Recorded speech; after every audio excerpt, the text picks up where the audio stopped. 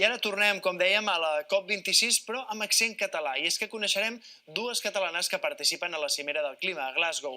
Totes dues amb molta experiència, molt coneixement en l'escalfament del planeta.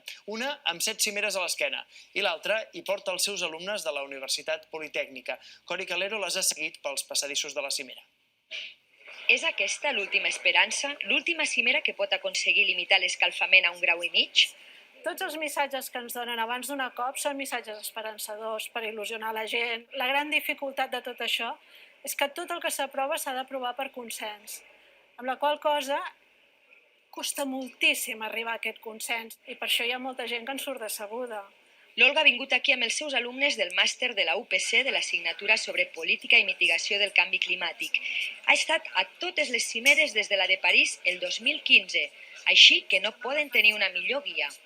Han estat escollits entre un grup d'estudiants que volien venir amb molta il·lusió, amb moltes ganes d'aprendre, perquè nosaltres farem just seguiment de les negociacions.